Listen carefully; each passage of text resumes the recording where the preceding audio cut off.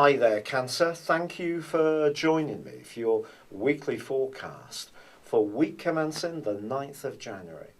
It's true to say that there's a very potent full moon in your zodiac sign on Thursday of this week. This is going to bring your relationship sharply into focus. But there are two contrasting influences that are very, very different that you need to be aware of.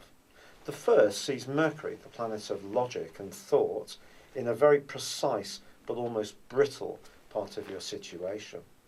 There could be a tendency from this to see things in a very narrow way and to not necessarily see the big picture.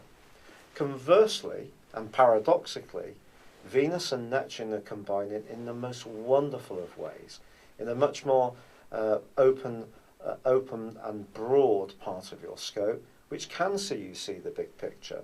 But it's very spiritual and it's very sensitive, and it could be a little bit precious if there is an element of one relationship that you need to think about which seems to be very difficult, and it can almost prick the bubble that you would like to have about how you think relationships should be, or one in particular. So it is going to be very important that if you do encounter a discussion this week or a situation where suddenly you have to make a snap decision or someone puts you on the spot, it can be around a family, it can be around a professional or a personal relationship, just be aware of almost being too sharp on one side of the equation and too idealistic on the other. It's about finding the middle ground. However, by the end of the week, you can do that and can do it extremely well, because then Mercury moves back into Capricorn on Friday, and suddenly something that seemed very aggravating can seem much cooler. You can step back, be more detached, more objective, that someone may have a different view to you.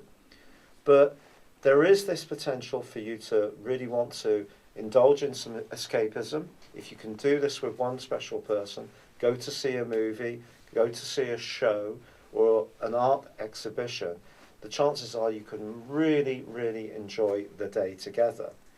But I think if there is an imperfection around one key relationship at the moment, keep the lines of communication open as much as you can, and be conscious of the fact that with 4 cardinal planets all pounding each other in opposite directions, this can create a lot of energy, a lot of push and pull, and a lot of stubbornness.